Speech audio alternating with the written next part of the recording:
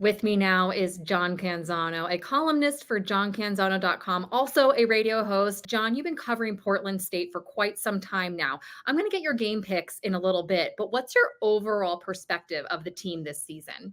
Well, look, I think they've got a really difficult schedule. When you look at all the ranked teams they're playing, all these great Big Sky teams they're playing, it stacks up to be a really challenging year for Bruce Barnum. John, let's get to some game picks. We're going to start with Sacramento State heading to Fresno State this weekend. Both teams looking to bounce back from week one losses. Who you got?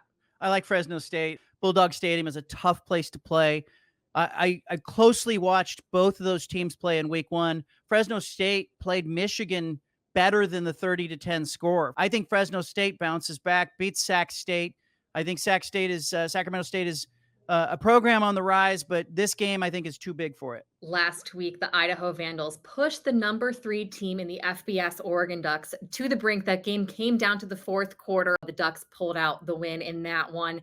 This week, Idaho heads to Wyoming. Can the Vandals get it done week 2? Yeah, tough because Idaho loses their starting quarterback with a broken collarbone in this one. So, this game's got 14-10 written all over it. But I think Idaho finds a way. Jason Eck is a very creative coach. Really impressed with what he did at Oregon. But it's like 14-10, 10-7. It's not going to be pretty. Finally, our game of the week, Portland State heads to Weber State for the first Big Sky Conference matchup of the season. I've spoken with both coaches, and they said usually you can determine a team's identity in week 2. Well, week 2, they're facing a conference opponent. Who you got in this matchup? Well, Portland State's got some injuries, and in particular, they've got injuries at the quarterback position. Everybody looked at the backup spraining his ankle, but also Dante Sacheret left the game at Washington State middle of the game. Won't be surprised if we see a true freshman, Crew Newman, at some point at quarterback. Keep an eye on him. I'd love to pick Portland State.